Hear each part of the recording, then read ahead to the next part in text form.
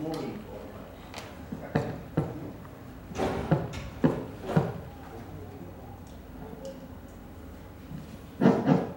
Bueno, de nuevo, buenas tardes. Primero que nada, agradecerles que estén aquí.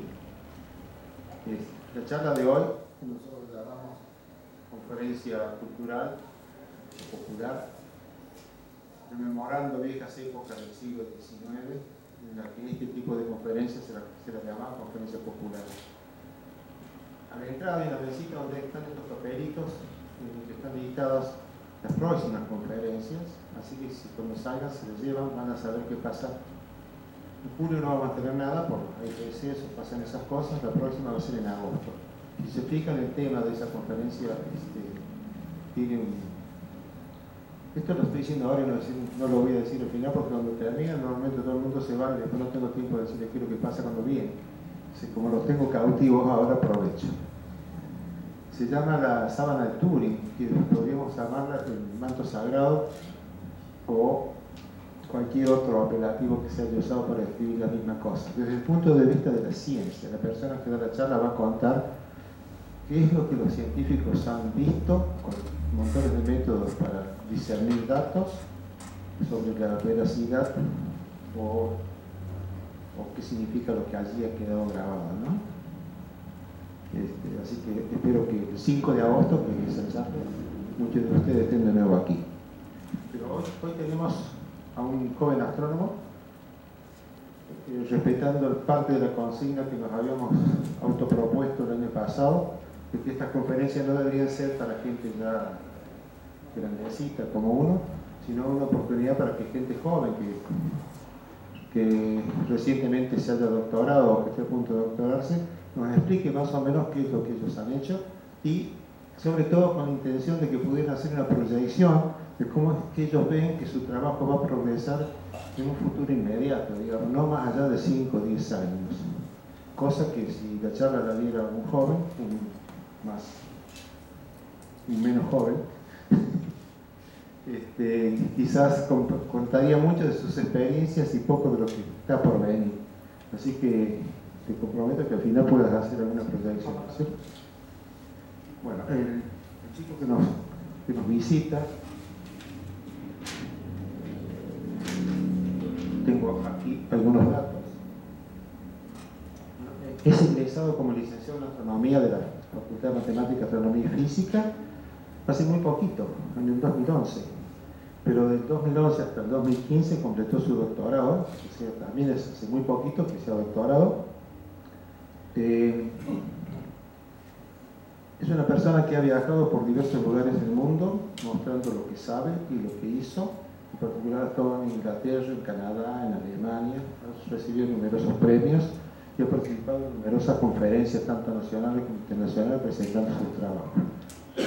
Yo no voy a decir mucho sobre esto, porque, perdóname si no digo todo lo que vos quisieras decir, pero si hubiera algo que vos tenés ganas de decir, te lo puedo decir dentro de un ratito. La charla de hoy, ¿está puesto el título arriba? No, todavía no.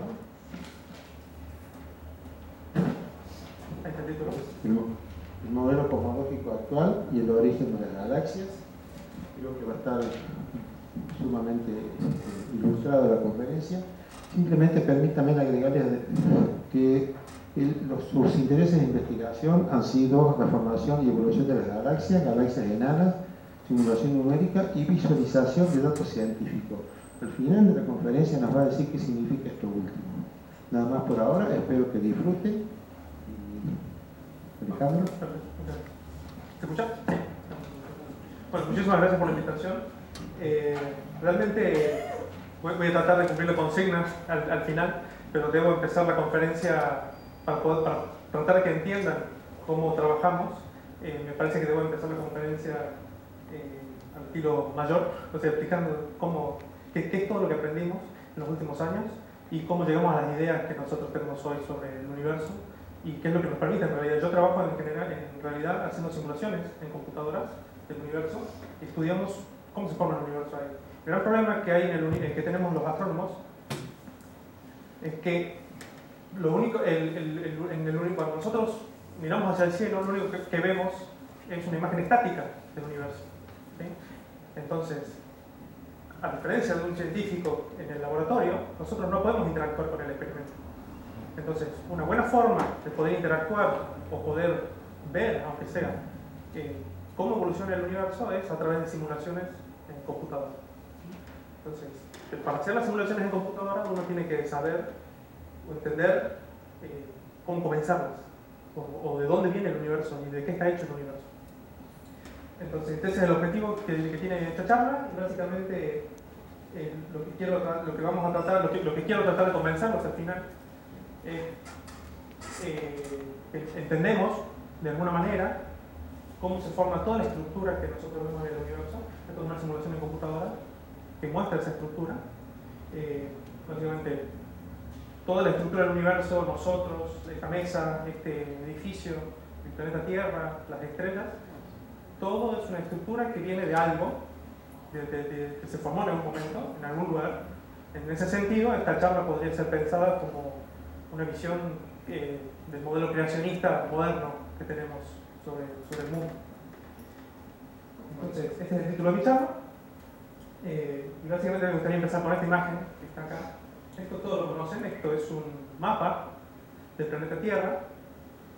Y el planeta Tierra está formado por lo que vemos acá, por tierra, por piedras, por agua, básicamente por átomos.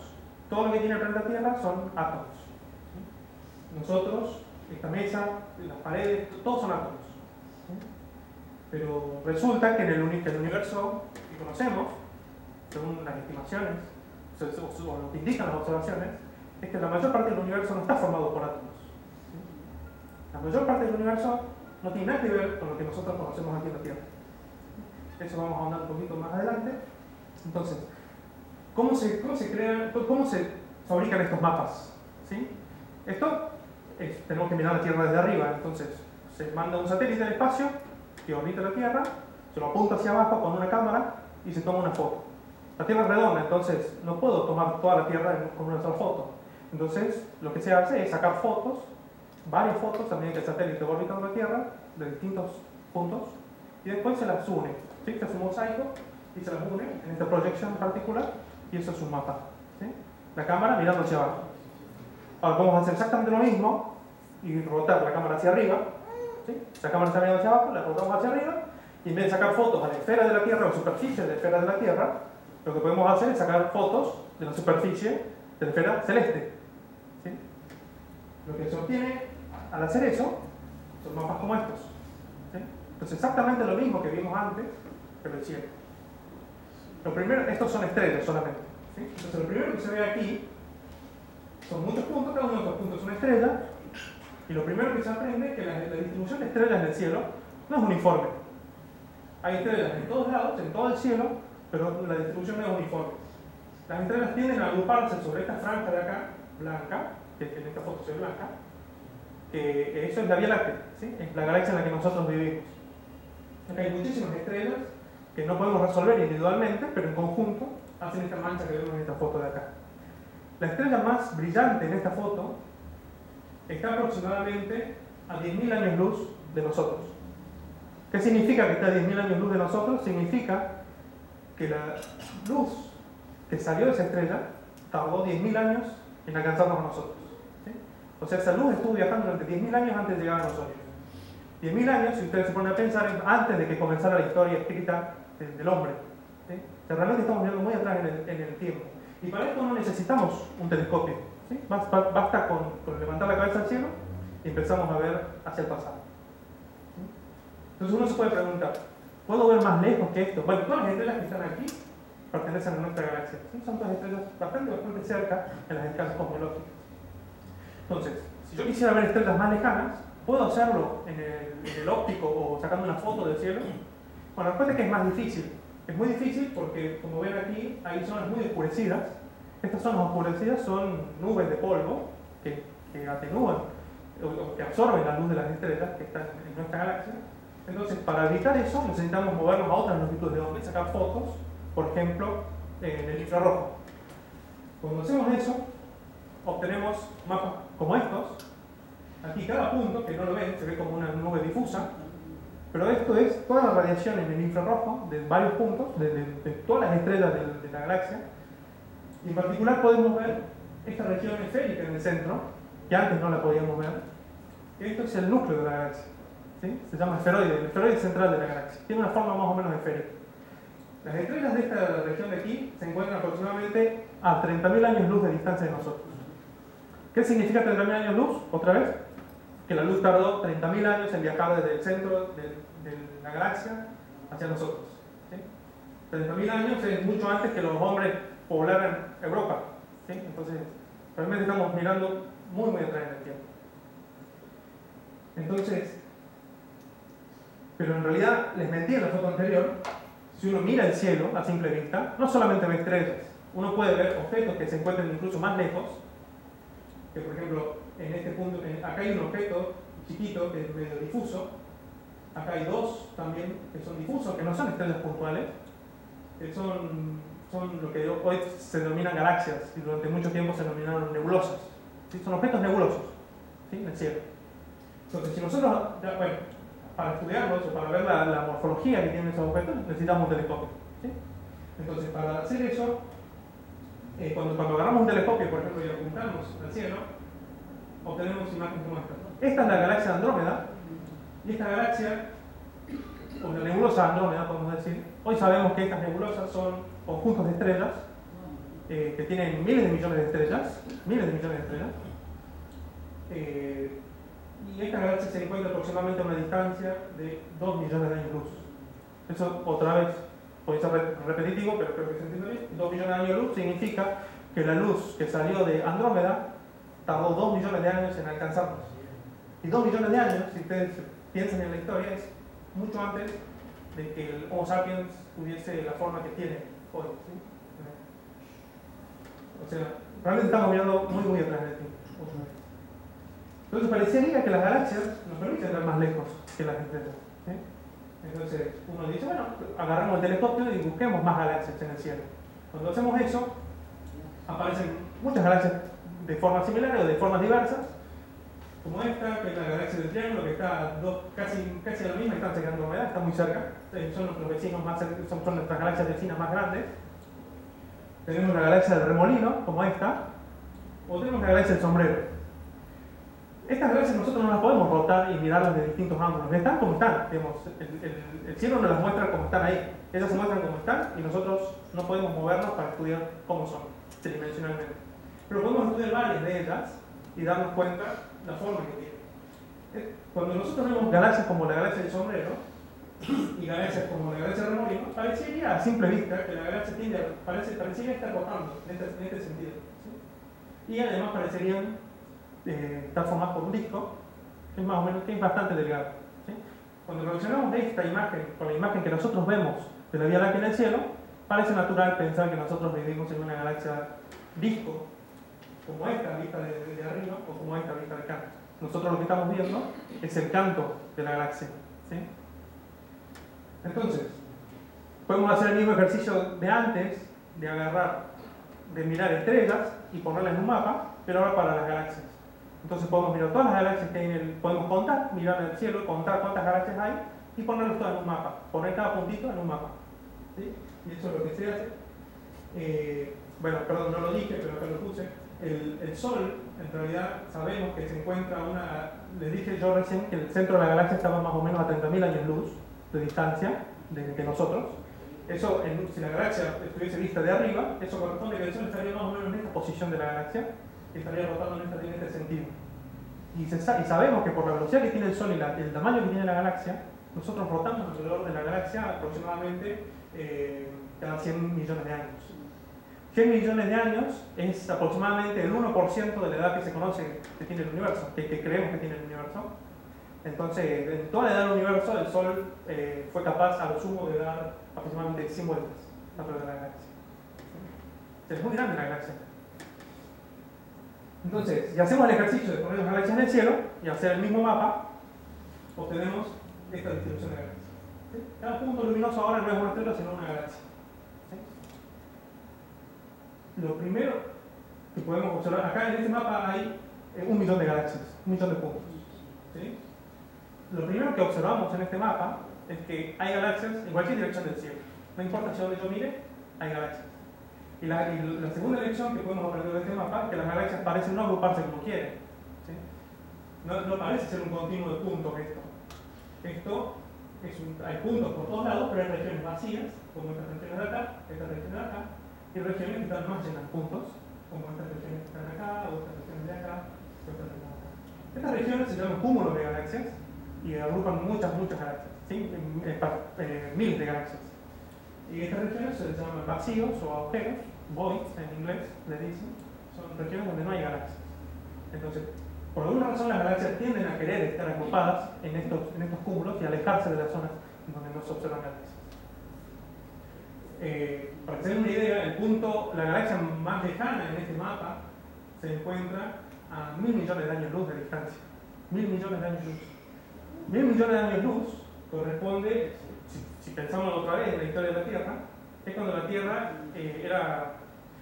tenía era un cuarto más joven que hoy. ¿Sí? Más o menos saben que la Tierra tiene 4.000 millones de años, 1.000 millones de años hacia atrás. Ni siquiera había empezado la vida en la Tierra. ¿Sí? Recién estaban comenzando las primeras formas de vida en el océano. Entonces realmente estamos mirando muy atrás en el tiempo. Cuando la luz salió de estas galaxias, la vida ni siquiera había comenzado en la Tierra. ¿Sí? Entonces, uno se puede preguntar, ¿puedo seguir mirando hacia atrás? Parecería que utilizo telescopios más grandes y podría irme cada vez más atrás en el tiempo, porque estamos viendo cada vez más lejos, pero al mismo tiempo estamos mirando al universo cuando era más joven. Estamos viendo las galaxias como eran hace 1.000 millones de años. Entonces uno se pregunta, ¿puedo ir más atrás en el tiempo o más lejos en el espacio? La respuesta es muy difícil, pero se puede. Desde Tierra es muy complicado. Y esta imagen que ven aquí, esta es la imagen es una imagen tomada por el telescopio espacial Hubble, que se llama, el nombre es Hubble Extreme Deep Field. Esta imagen, así como está, fue liberada en 2014 o 2013, no recuerdo bien el año.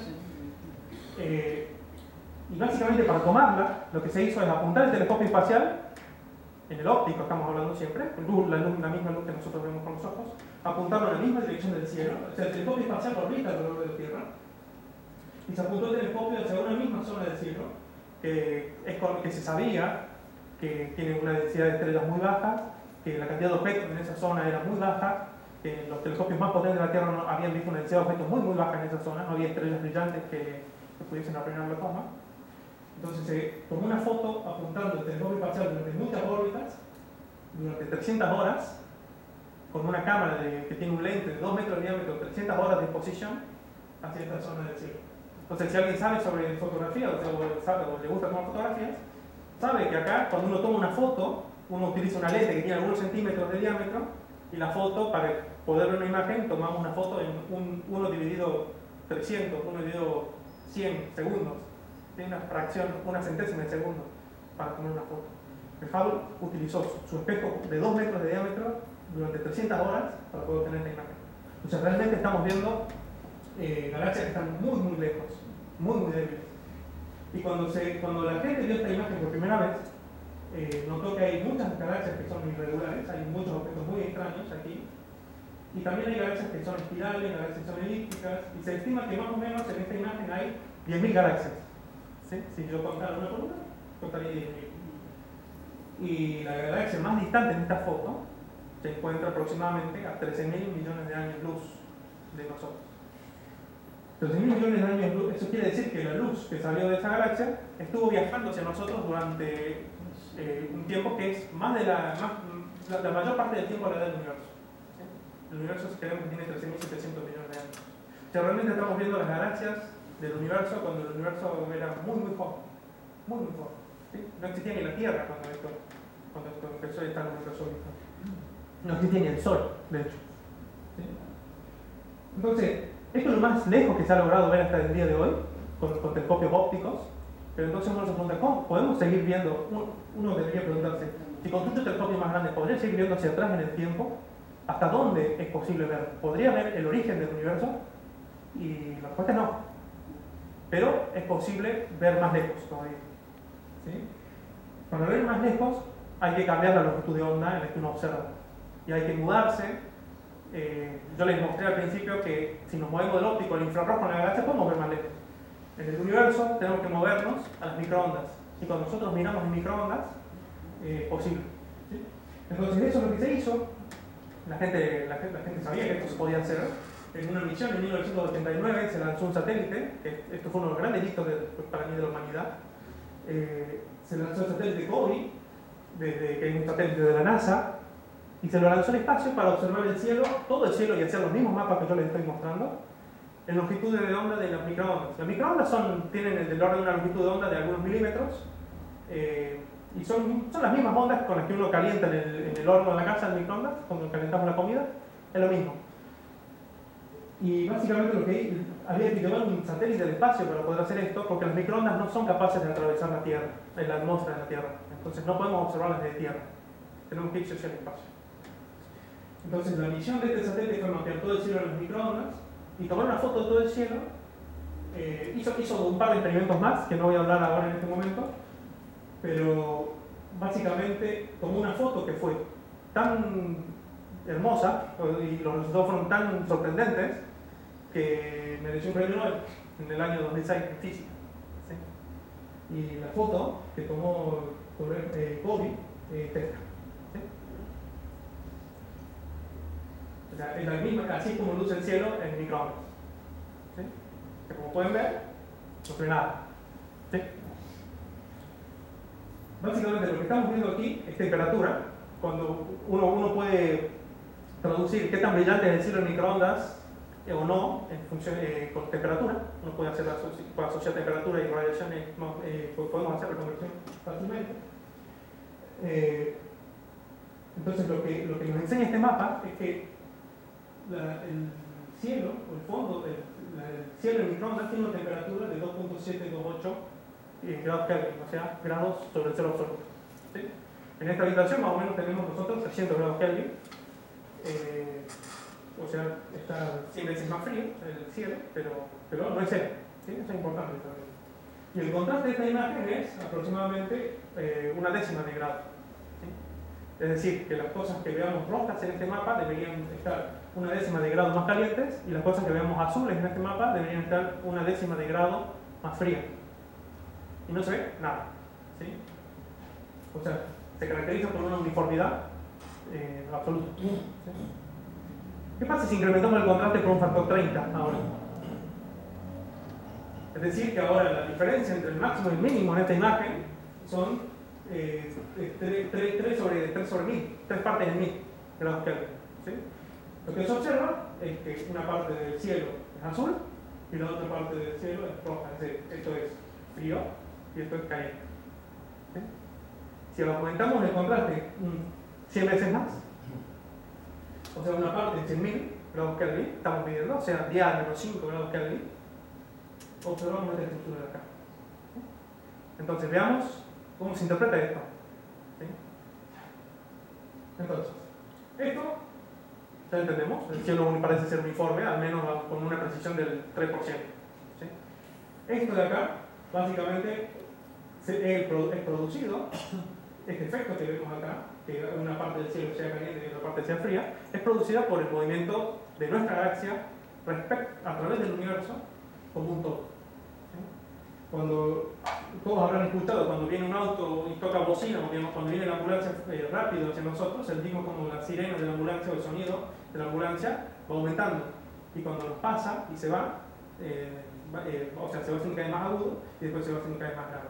¿Sí? Eso es lo que se llama el efecto Doppler, acá, para el sonido. Y es lo mismo lo que está pasando aquí. Cuando nosotros vemos la temperatura de la radiación que viene del cielo, microondas, lo que observamos es que en la dirección en la que nos movemos parece más caliente el cielo y en la dirección de la que nos alejamos parece más frío. Entonces, por primera vez en la historia, tenemos una prueba o tenemos algún marco de referencia, si quieren, universal, respecto al cual nos estamos moviendo. Estamos detectando nuestro movimiento respecto del universo entero, por primera vez. ¿Sí? Sabemos hacia dónde nos estamos moviendo. Y si alguien me pregunta, nos estamos moviendo hacia allá. Y no hay otra, nos estamos moviendo hacia allá. Y ya lo sabemos. Cuando esto se puede entender fácilmente. Se puede hacer un modelo matemático, un modelo físico bastante muy preciso sobre este movimiento.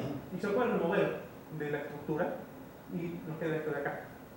Entonces, cuando removemos esto de esto, nos queda esto. ¿Sí? Esto de acá, esto ya les parece familiar. Esta es la Vía Láctea. Esto es radiación que viene de nuestra propia galaxia, en microondas. Esto es muy interesante, pero no para la cosmología. Lo que a uno le interesa es lo que aparece hacia arriba y hacia abajo de este plano. Estas estructuras que están aquí. ¿Por qué razón esta parte es más fría, esta parte es más caliente, esta más fría? Esas pequeñas variaciones de 1 por 10 menos 5 en la temperatura son lo que nos interesa. Entonces, básicamente esto, lo que estamos viendo acá es la estructura de la galaxia más la radiación que proviene de los primeros instantes del universo. ¿Sí? Entonces, hay una serie de preguntas interesantes que uno puede hacerse sobre esta observación, que también data de 1993. ¿No? ¿En dónde se produce la estructura que observamos con COVID? Entonces, yo les había dicho hace un rato que podemos mirar hacia atrás. Pero, ¿qué tan atrás en el tiempo? Bueno, entonces, básicamente, cuando uno ve el cielo nublado, como hoy, por ejemplo, y uno ve hacia el cielo, uno ve que las nubes son, cuando está nublado, nosotros vemos que a veces algunas partes de la nube todo el cielo es gris, pero algunas partes son más grises que otras. ¿Sí? Básicamente esto se debe a que cuando la luz incide sobre la nube, dependiendo de la densidad de la nube y la composición de la nube dispersa la luz y en algunas partes de la nube se dispersa menos que en otras, y entonces como consecuencia cuando la luz deja la nube y llega a nosotros, a veces llega más luz, a veces llega menos luz. ¿Sí? Y a la luz, una vez que deja la nube no le pasa nada, porque el aire que nos separa a nosotros entre la nube y nosotros, el aire que nos separa de la nube es transparente. Entonces, desde el sol hasta la nube, básicamente a la luz no le pasa nada, en la nube la luz se dispersa y después de que se dispersa no pasa nada. ¿Sí? Y vemos esta estructura de la nube aquí. En la imagen del fondo de radiación de microondas, básicamente es algo análogo. Lo que estamos viendo es una nube de gas en la que viene radiación de atrás, toca la nube, la calienta de alguna manera y después la nube la dispersa de alguna forma o produce algo y después que deja la nube, el universo es transparente y nos llega a nosotros exactamente. Entonces, ¿qué es lo que estamos viendo? Son las nubes cósmicas, si quieren, nubes cósmicas, digamos, que se encuentran, ¿dónde? En la frontera del universo. Cuando está nublado, ¿cuál es nuestra frontera? Y aunque tengamos el telescopio más potente del mundo, podemos atravesar esas nubes. ¿Sí? En el universo tenemos las nubes impuestas por el mismo universo que nos dicen, ese es el límite, esa es la frontera, hasta ahí podemos llegar y no podemos ver más allá de eso. Esa es la frontera visible de nuestro universo. Entonces, uno se puede preguntar, ¿qué es esta estructura? Bueno, básicamente, esta estructura son ondas de sonido que se propagan a través de la nube. Las ondas de sonido son lo que estamos, o sea, ahora cuando yo estoy hablando, ustedes escuchan mi voz porque hay una onda de presión. Yo estoy empujando el aire de alguna manera determinada y ustedes lo están recibiendo, pero lo que están recibiendo es una onda de presión, básicamente. Yo estoy comprimiendo el aire y ustedes están reconociendo esas compresiones y les traducen el sonido. Lo que está pasando en las nubes es lo mismo. Estamos viendo las ondas de sonido que están presentes en esas nubes. ¿Sí? Entonces, ¿qué observamos? Ondas de sonido. La siguiente cosa que podemos preguntarnos es ¿a qué distancia se encuentran esas nubes cósmicas? ¿Sí? ¿Qué tan atrás en el tiempo? Eso es lo más atrás que vamos a poder observar. Entonces, estas nubes están realmente muy lejos. Están aproximadamente a una distancia en la que el universo tenía una edad de 400.000 años aproximadamente. ¿Sí? Sí, más de 400.000 años no había fotones. Estaba lleno de fotones en el universo. Antes de los 400.000. Sí. Lo que pasa lo mismo que con la Tierra. Lo que pasa es que en un día nublado nosotros vemos oscuro abajo, mucho más oscuro que en un día soleado, pero la cantidad de fotones es la misma. Lo que está pasando es que las nubes los dispersan y no nos dejan llegar a nuestros ojos. El universo antes de los 400.000 años estaba lleno de fotones, pero estas nubes los estaban dispersando todos y no los tapan. Recién los podemos ver con la estructura que la nube nos dejó, una vez que las nubes fueron suficientemente poco densas como para dejar que salgan. Pero en ese sentido estamos viendo los mismos fotones que vienen del Big Bang, pero alterados por estas nubes. Entonces, para que se den una idea, nosotros, bueno, yo no lo dije, pero a veces asumo que ya todo el mundo sabe esto. el universo, sabemos que el universo se está expandiendo actualmente. Si el universo se expande, eso quiere decir que en el pasado fue más compacto, ¿sí? Fue más pequeño. Cuando es más pequeño, el universo es más denso y al mismo tiempo más caliente. ¿Sí? Es como que yo comprimiera un globo, el globo, el gas se calentaría, ¿sí? Si el globo fuese capaz de aguantar la presión, en un momento yo caliento el globo por comprimir el gas. Básicamente pasa algo parecido con el universo. Cuando el universo tenía 400.000 años de edad, sabemos que era aproximadamente 1000 veces más pequeño que hoy y 1000 veces más caliente que hoy. Hoy observamos que el universo tiene una temperatura de 2 grados o casi 3 grados. En ese momento tenía una temperatura del universo 1000 veces más grande, o sea, 3000 grados. 3000 grados es una temperatura que es aproximadamente la mitad de la temperatura de la superficie del Sol. Y básicamente el Sol está formado por hidrógeno, por helio. El universo sabemos que esas nubes que estamos viendo son nubes de gas, están formadas por hidrógeno y por helio.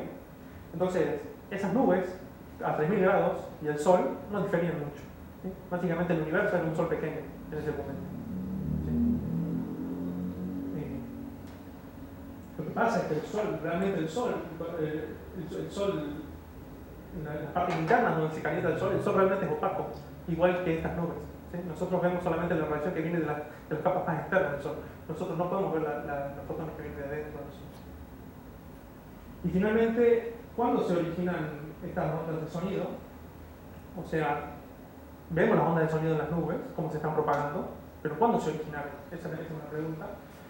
Y bueno, yo no conozco mucho de este tema, pero lo que se sabe es que las perturbaciones que producen las ondas de sonido se originaron una pequeña fracción de segundo después del Big Bang. ¿Qué tan pequeña? 10 a la menos 30 segundos después del Big Bang se cree. Y fueron perturbaciones cuánticas que crecieron debido a un proceso que se llama inflación, pero no voy a ahondar demasiado en esto. Después, si a alguien le interesa, me puede preguntar y lo hablo al final. Y finalmente, ¿en qué se transformó esta estructura? Porque nosotros estamos viendo el universo cuando tenía solamente 400.000 millones de años. Entonces, el universo que estamos viendo es el mismo en el que nosotros vivimos. Entonces, lo que nos podemos preguntar es, todas estas pequeñas ondas de sonido que vemos, ¿en qué se transformaron? Bueno, la respuesta, espero que convencernos al final de la charla, es que se transformó en toda la estructura que vemos hoy. Todas las galaxias, las personas, esta mesa, todo. ¿Sí? O sea que estamos viendo realmente las semillas de donde venimos. Entonces, para continuar la historia, es súper interesante todo lo que podemos aprender a partir de la radiación del fondo de microondas. Súper interesante. Entonces la NASA proyectó otro satélite. En el año 2001 se lanzó y estuvo publicando datos hasta el año 2012. Se llamó WMAP. Y básicamente lo que hizo la NASA es mandar otra misión para fotografiar el cielo en microondas y en muchas otras longitudes de onda al mismo tiempo. ¿Sí? Pero todo el cielo y hacer los mismos mapas que ya vimos. Y básicamente, bueno, la ventaja que tuvo respecto a WMAP es que se lo mandó a una órbita muy lejana de la Tierra, que se llama el punto Lagrange 2. Ese punto es un punto en el que el satélite coorbita con la Luna y con la Tierra.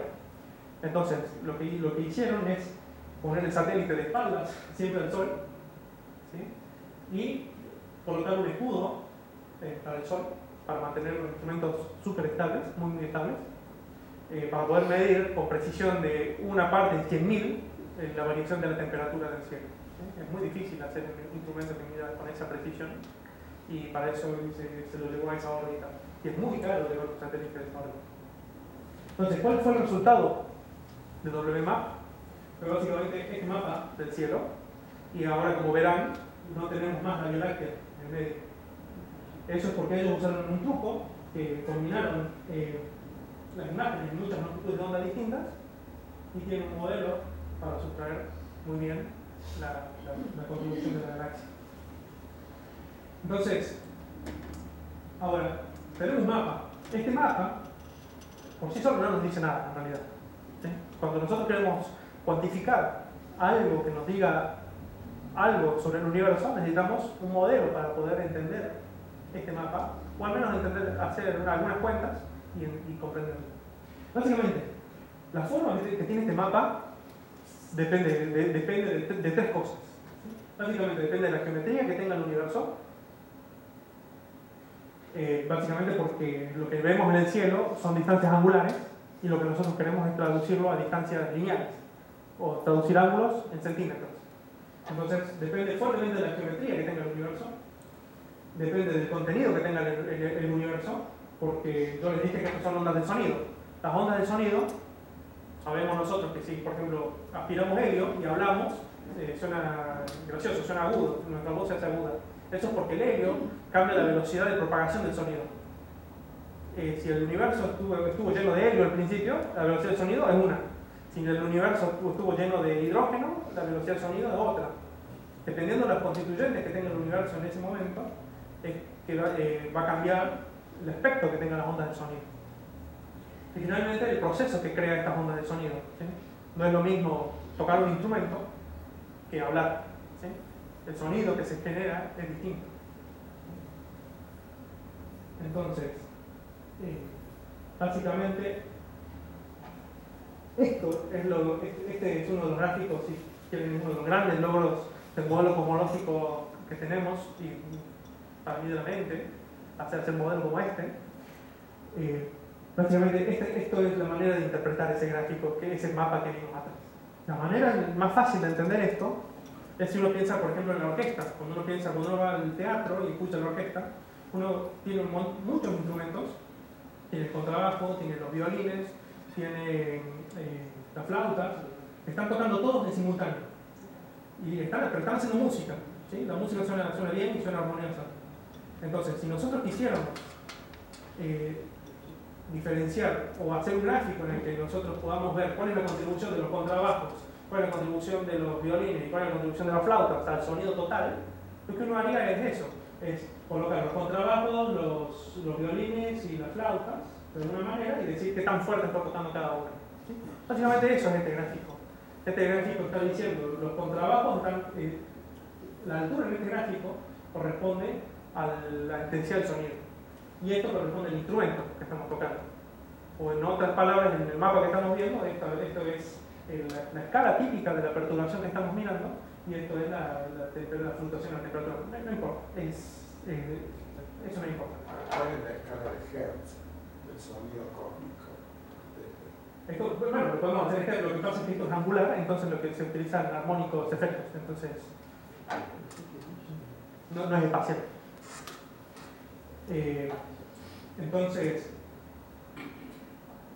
básicamente lo que se aprende de aquí es que hay sonido, el universo está tocando su melodía en todas las frecuencias, ¿sí? Para todos los instrumentos hay ruido, porque el cero está aquí y todo está encima del cero. ¿Sí? Los puntos son las mediciones que hizo WMA y esta curva de aquí es la predicción del modelo cosmológico que tenemos. ¿Sí? Entonces el ajuste realmente es remarcablemente bueno. ¿Sí?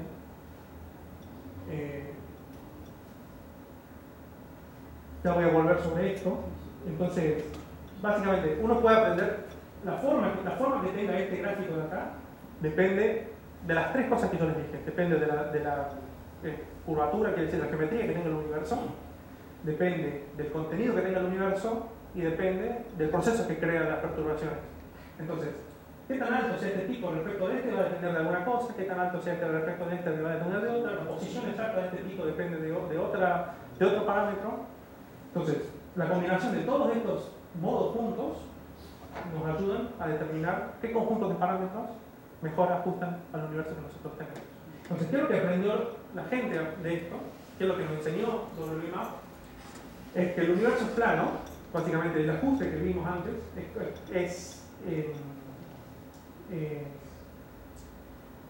nos dice que el universo es plano, o sea, es consistente con que el universo es plano. Eso, que el universo sea plano significa que su geometría es euclidiana, quiere decir que la suma de los ángulos internos de un triángulo es 180 grados. ¿Sí? Básicamente eso, es lo que uno aprendió en la escuela. Podría ser uno que dice, bueno, no que siempre suman 180 grados los ángulos internos de un triángulo. No siempre. Por ejemplo, si nosotros tomamos la Tierra y hacemos una naranja y hacemos una rebanada a la naranja, la suma interna de los ángulos de esos triángulos esféricos no va a sumar 180. Entonces, pero en este universo sabemos que existen regiones que no son planas, pero como un todo, como la Tierra, por ejemplo, pero como un todo el universo es plano. ¿Sí? Solo una pequeña fracción, otra cosa que aprendimos que es muy importante, es que solo una pequeña fracción del universo está hecho de materia ordinaria, ¿sí? Alrededor del 4%. Materia ordinaria me refiero a los átomos que forman la Tierra, todo lo que conocemos del universo, las estrellas, todo, es solo un 4%. También nos enseña WMAP que hay una fracción mucho mayor de materia oscura, alrededor del 26%. Materia oscura es materia que no son átomos, como los conocemos, es una materia exótica que no se ve. Exótica digo porque no fue detectada esa materia en los laboratorios de la Tierra, y la única forma que tenemos nosotros de saber que está es midiendo la radiación de microondas o haciendo experimentos con telescopios. ¿Sí? Tal vez mostrar. De hecho, la existencia de la materia oscura no es que la conozcamos desde el 2001 con WMAP. La materia oscura se conoce hace aproximadamente 100 años. ¿Sí? Casi un siglo va a ser que los astrónomos saben que la materia oscura existe. Y la mayor parte del contenido del universo está en una nueva forma de energía llamada energía oscura, y esto sí es un resultado súper nuevo, de finales de los 90, súper nuevo, la que es responsable de acelerar la expansión del universo. ¿Sí? Nosotros sabemos que la gravedad lo que hace en el universo es juntar a los objetos. La energía oscura es repulsiva, hace que los objetos cada vez se alejen unos de otros cada vez más rápido. Sí.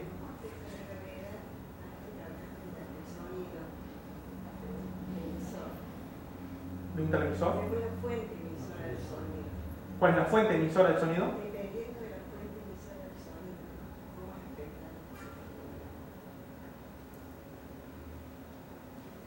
Dependiendo de la fuente emisora del sonido.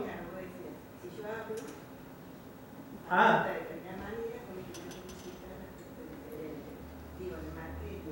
Bueno, por ejemplo, si fuese, por ejemplo, si el origen del sonido fuese electromagnético, las ondas del sonido serían creadas de una manera distinta, porque la fuerza electromagnética funciona distinto de la fuerza de la gravedad, por ejemplo. Me imagino, por ejemplo,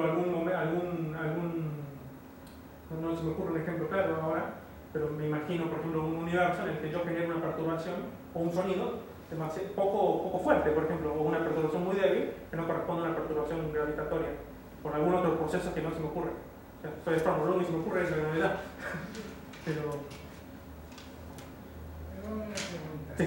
Cuando dice sonido, ¿no es el sonido que estamos usando acá para oírnos?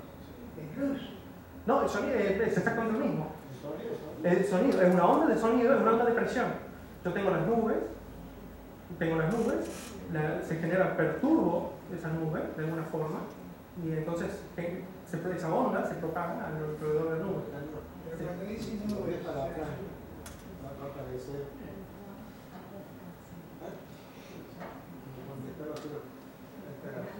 El proceso que crea originalmente el sonido es la gravedad. Eso, no sé por qué no lo dijiste, o yo no lo creo. Ah, no lo dije. Sí. O sea, yo lo puedo pensar como pequeñas perturbaciones que tuve inicialmente, que eso perturbó la densidad homogénea que tuvo el universo, la densidad que tenía el universo, y esas ondas empiezan a crecer por culpa de la gravedad. Pero son ondas de presión. Yo le digo ondas de sonido, pero son ondas de presión. Que cambian la temperatura y la densidad del medio.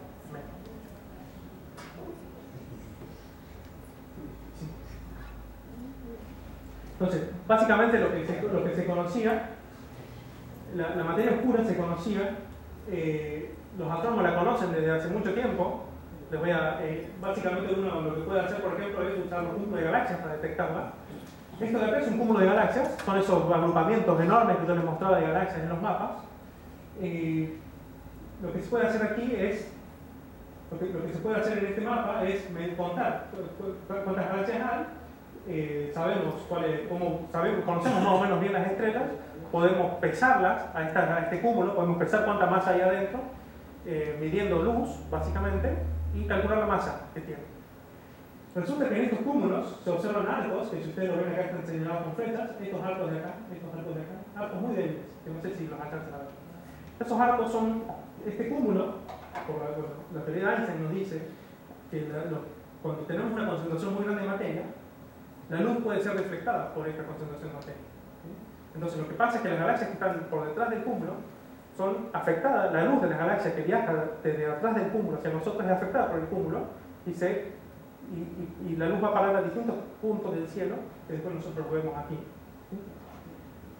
Básicamente, esto se llama lente gravitacional. Las lentes gravitacionales funcionan de la misma manera que una lente, pero son muy malas, como ven, ¿no? Una misma galaxia es capaz de, puede aparecer en una misma imagen 4 veces.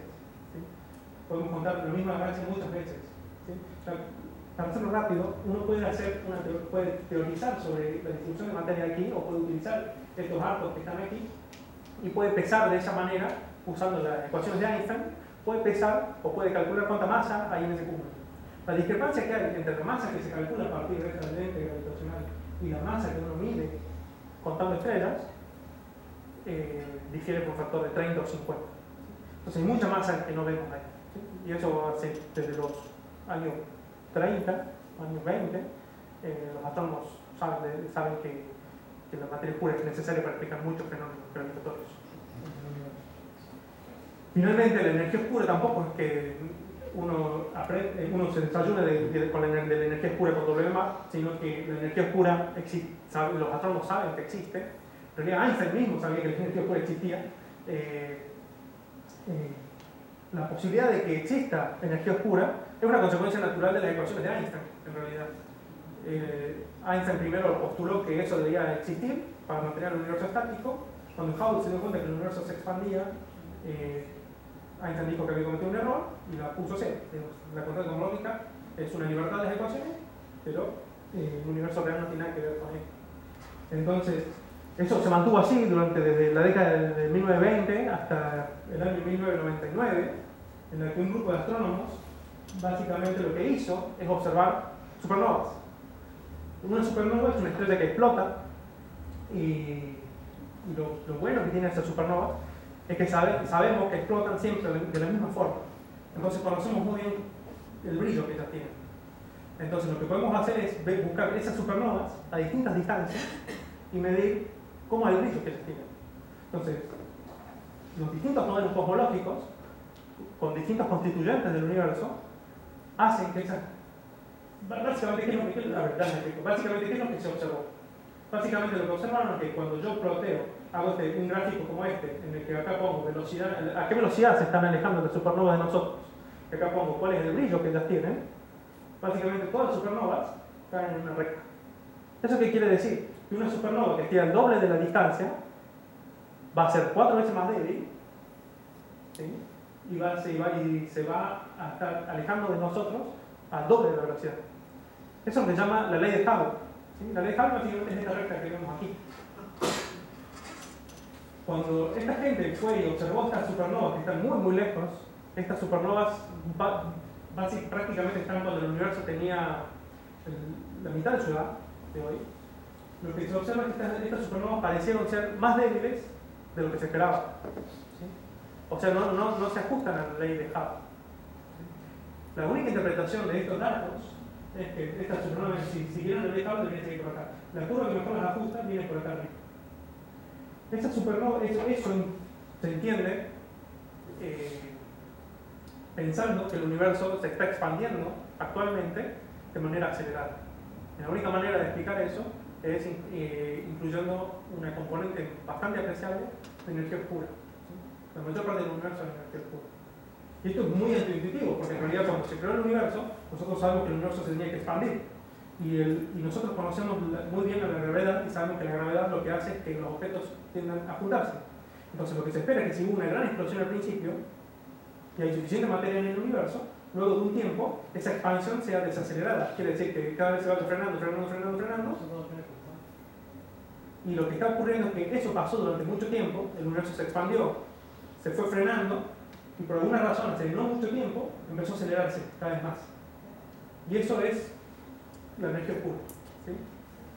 Por alguna razón, el universo está cada vez expandiéndose más aceleradamente. Eso se descubrió en 1999, mereció un premio Nobel en física en el año 2011 y fue confirmado por las observaciones de doble mapa. ¿Sí? Y para terminar la historia, Entonces se lanzó la misión Planck, esta misión europea ahora, de la ESA, se lanzó en 2009 y para que se den una idea de lo actual que es, sigue volando y sigue tomando datos para hacer otra vez lo mismo, mapear el cielo en las microondas, en las longitudes de onda de microondas. Entonces, ¿qué es lo que hizo Planck? Esto. ¿Sí? Otra vez el mismo mapa, con mucha mayor resolución. Básicamente esta es la diferencia entre WMAP y Planck. O sea, como el mundo va al HD, todos vamos a HD, todos vemos en HD, Full HD. Entonces, cada vez podemos ver resoluciones angulares más chicas en el cielo. Entonces, ¿cómo entendemos esto? Y hacemos lo mismo que hicimos antes. ¿Sí? El sonido del universo, una vez más. ¿Sí? Entonces, la diferencia que tenemos con WMAP, si recuerdan el gráfico, WMAP llegaba hasta esta región, corresponde más o menos a esta región de acá. Planck es capaz de observar toda esta región de acá. ¿Sí? Entonces, una vez más, esto es el modelo, la curva verde es el modelo, y los puntos son las observaciones. El macheo es realmente impresionante.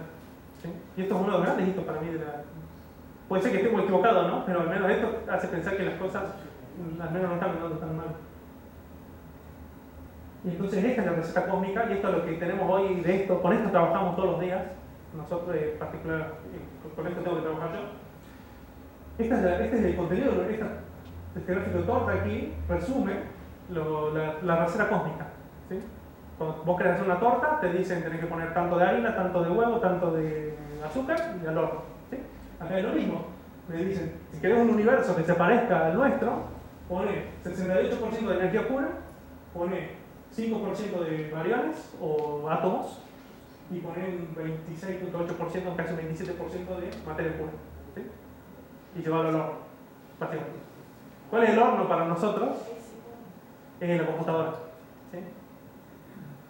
Entonces, respecto antes de Planck y luego de Planck, la tasa de expansión fue aproximadamente, se calcula ahora que la tasa es aproximadamente un 7% más baja de lo que WMAP calculó. O sea, se están reajustando los datos con Planck.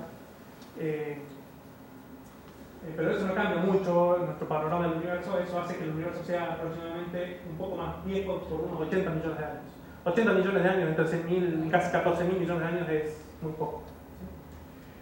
Entonces, ya para ir terminando, la receta cósmica es: tengo las fluctuaciones o el sonido cósmico y quiero llegar a esto. Esto es un mapa muy parecido a lo que les conté antes de la distribución de galaxias en el universo.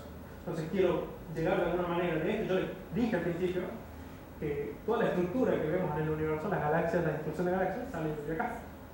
Entonces, ¿cómo voy de aquí a aquí? Bueno, básicamente utilizando supercomputadoras. Realmente nosotros los cálculos que hay que hacer y los volúmenes que hay que simular son tan grandes que uno no puede usar computadoras como una laptop como esta o una computadora de escritorio, sino que tenemos que ir a pedir tiempos de computación en estos superclústeres.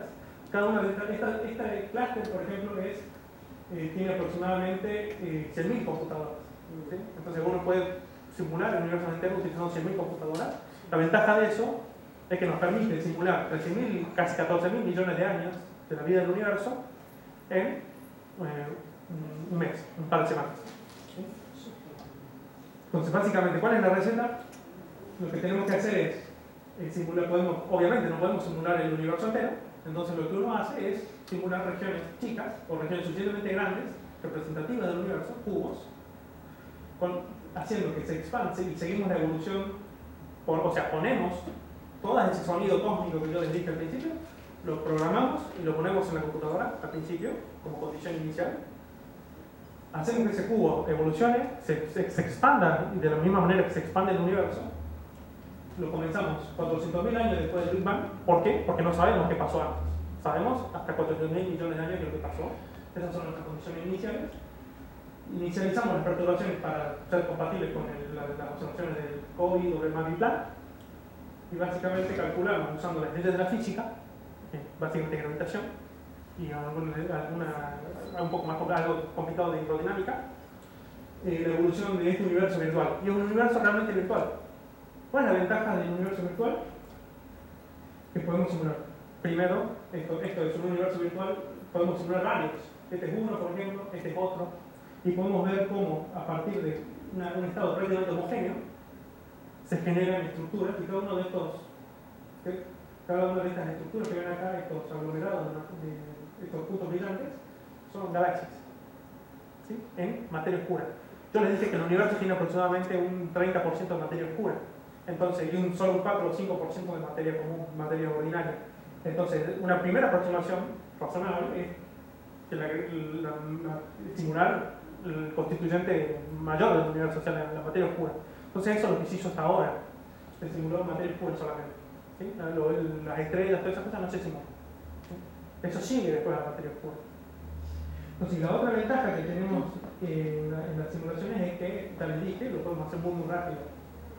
Entonces, esta es una de las simulaciones más grandes que se habían hecho hasta hace un par de años, que se llama la simulación Millennium, que simulan una porción enorme del universo y simulan cientos de millones de galaxias en un solo volumen. Entonces, lo que se puede hacer en la simulación es hacer un zoom, uno puede... Esto es algo de visualización, porque para una simulación son solamente datos, son números. Después, cómo fabricar estas imágenes es otro problema, ¿sí? Para generar una observación virtual. Tenemos un universo virtual, entonces tenemos que fabricar telescopios virtuales, tenemos que meternos en la computadora, tenemos que fabricar observadores que estén dentro de la computadora. Entonces, esto que ven acá es un cúmulo de galaxias, es lo que uno asociaría en el universo real con un cúmulo de galaxias, y cada uno de estos halos chiquititos serían las galaxias, ¿sí? Que orbitan alrededor de ellos. Una de las ventajas también de las simulaciones es que podemos, en la vida real nosotros no podemos fabricar una nave espacial y pasear en el universo o ir a galaxias distantes. En la computadora podemos hacer eso, podemos simular un universo entero y pasear. Entonces, eso es lo que se hace, y esa es la animación con la que empezamos. Esta es la misma simulación que vimos recién, pero hicimos una nave espacial virtual. Y aunque los físicos se enojen, acá en la computadora es posible viajar más rápido que la velocidad de la luz. De hecho, para que esta simulación funcione en 3 minutos, estamos recorriendo el universo entero en 3 minutos, estamos viajando, no sé, 50, 100 veces la velocidad de la luz. ¿Sí? Entonces... no sé, bien. Entonces, podemos estudiar con mucho detalle la distribución tridimensional de las galaxias. En el universo es muy complicado, en el universo real es muy complicado. ¿Sí? Entonces,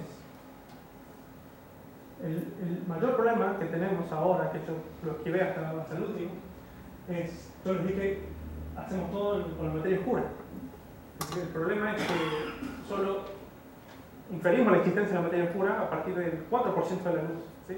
Solo el 4% del universo nos quiere enseñar cómo se comporta toda la otra parte del universo que nosotros no vemos.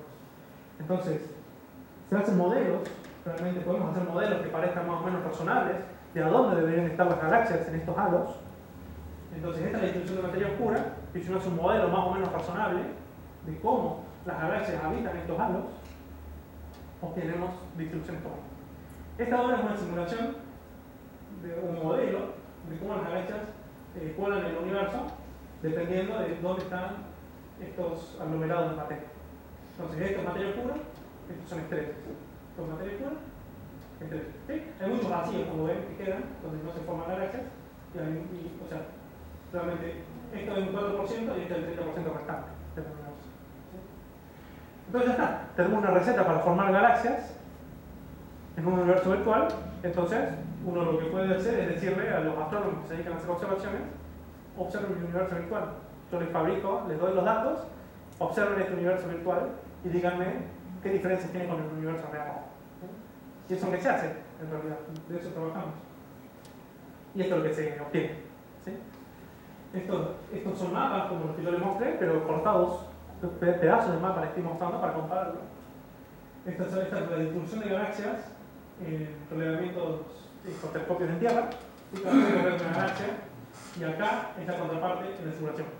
¿Sí?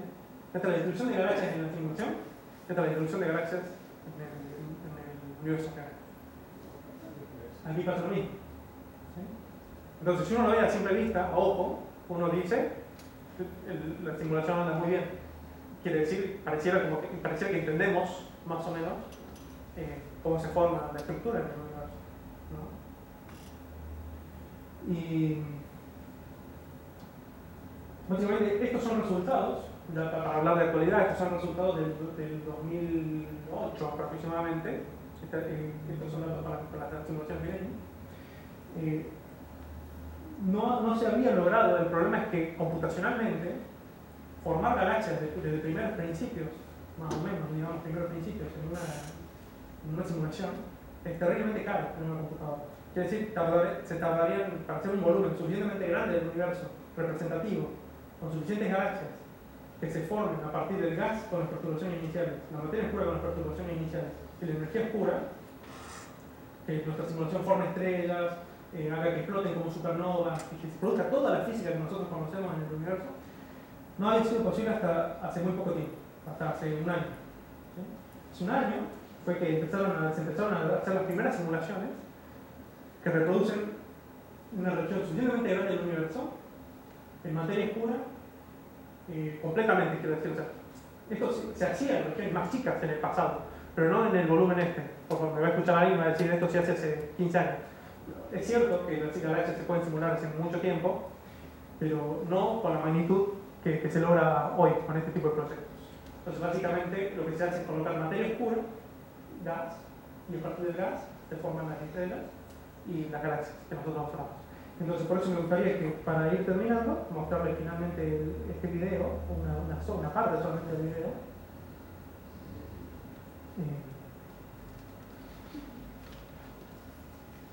Bueno, veamos desde acá, terminando. Básicamente, estos son los tubos que yo les muestro que se simulan. Acá se muestra la materia oscura y acá se muestra el gas. Y como podemos ver, el gas es muy dinámico. Hay explosiones por todos lados. Esas explosiones son explosiones de supernovas de las estrellas que se están formando en las primeras galaxias. Y como ven, también pusimos una nave que da vuelta alrededor de la simulación y nos muestra cómo dinámicamente cómo cambia nuestro universo. Y básicamente, ahora viene lo que les quiero mostrar.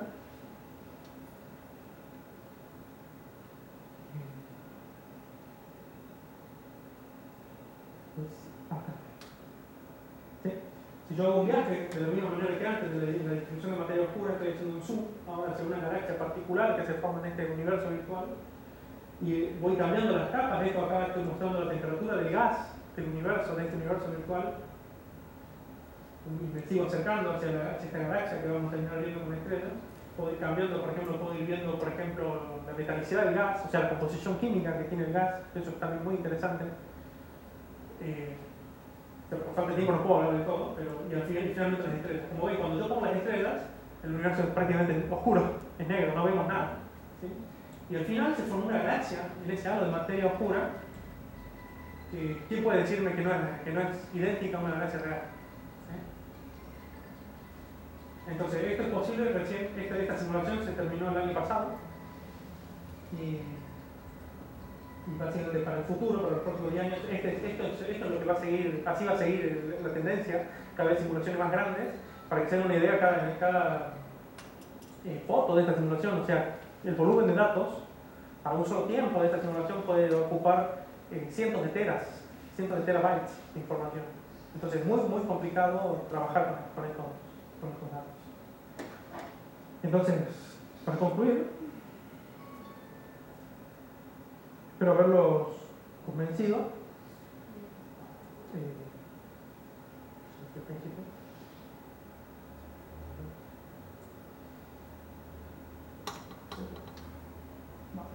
Para concluir, me gustaría haberlos convencido de que nuestro universo nació aproximadamente hace 13.7 aproximadamente millones de años atrás, a partir de una gran explosión que se llamó Big Bang, que la denominamos Big Bang.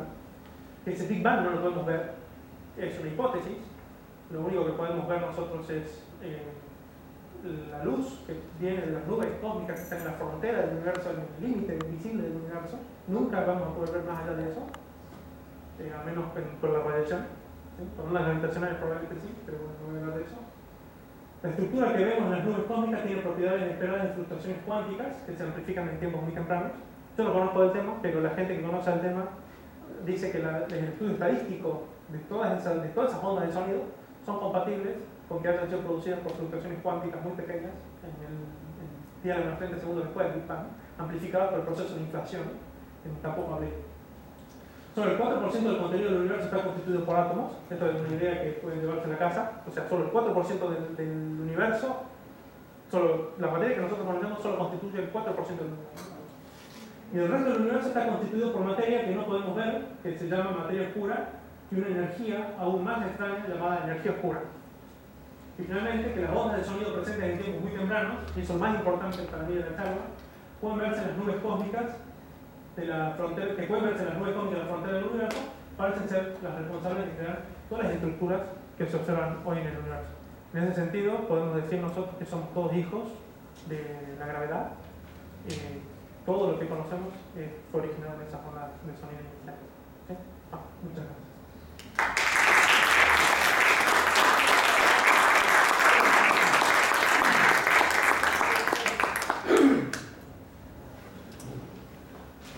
Creo que tenemos un poco de tiempo para alguna pregunta. Sí, que alguien desea hacerlo. Lo poco que entiendo. Perdón. Tu cálculo empieza de un cubo. Sí. Y ese cubo es solamente un sampling del resto. Y hay errores introducidos por las boundary conditions. Hay que poner periodic boundary conditions. Se pone periodic boundary conditions. El problema, tenemos un problema de sampling, obviamente, que es el tamaño del cubo. Tenemos dos frecuencias típicas, que uno es la celda inicial, la separación inicial que uno pone en las partículas, y el tamaño que tenga ese cubo. Cuando uno estudia la formación de estructuras, uno tiene mucho cuidado de que las estructuras que uno está formando no estén afectadas o no correspondan a las escalas de corte que uno tiene en ese cubo. Se cuantifica ese error y se puede trabajar. La condición de contorno es periódica porque sabemos que el universo, el principio cosmológico nos dice que el universo es homogéneo, es isotrópico, en escalas muy grandes. Entonces simulamos una parte suficientemente grande y pegamos la otra al lado para seguir, digamos, para que la gravedad no se corte, para evitar esos problemas de campo.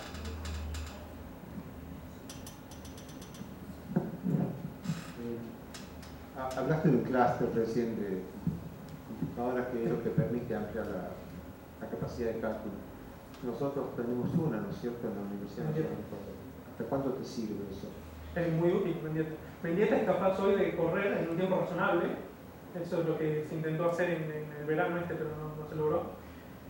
Simulaciones como esta que vimos aquí. Esta de acá. Esta simulación puede ser corrida tranquilamente en Mendieta en aproximadamente 2 semanas. En 2 semanas podemos tener una simulación como esta en materia oscura. Realmente hacer simulaciones como esta, yo dije ahí 100.000 computadoras. Mendieta tiene algunos cientos. No podemos llegar al volumen de estas simulaciones monstruosas, pero se pueden hacer cosas bien. O se pueden simular regiones más pequeñas, por ejemplo. Pero tenemos capacidad. Estamos prácticamente en el límite de la velocidad de procesamiento, la capacidad de memoria. ¿En la computación actual? Sí. El gran problema que hay en la computación, no es un problema, pero es que la velocidad de los procesadores se está estancando. ¿Sí? Entonces los procesadores no crecen en velocidad, entonces lo que se hace es, en vez de hacer computadoras cada vez más rápidas, es computadoras cada vez más grandes. Distribuir el trabajo en cientos de miles de computadoras, en vez de hacer una rápida, hacemos miles leves. Si el tamaño se puede aumentar, lo que no podemos seguir aumentando es la velocidad de procesamiento. Sí. Y es un problema energético también. El manejo de datos. Y bueno, ese es otro gran problema. El almacenamiento, por ejemplo, de datos es un... Y después analizar solamente los datos que se simulan aquí es todo un problema. Una cosa es producir los datos y la otra cosa también, eso es complicado, y después hacer que la gente los analice es igual de complicado. Es muy complicado. Y básicamente para hacer la conexión esta con lo que yo hago con visualización, básicamente el interés en visualizar estas cosas para hacer este tipo de imágenes que nosotros vemos acá, ¿no? Eso es lo que me preguntaban al principio. Yo soy convencido de que los números son muy buenos, pero mejor verlos. es mucho mejor verlo, ¿no? Y pasear. Uno puede tener una intuición mucho más rápido de qué es lo que tienen que observar si ven las cosas correctamente. No solamente hacer plots y todo, sino hay que ver las cosas para creerlas. Bueno, está claro que ahora podemos volver a casa y contarle a nuestra familia o amistades que hemos viajado desde casi el inicio del universo hasta el día de hoy. Hemos tenido la suerte de poder movernos por toda esa materia. Muchas gracias. Bueno,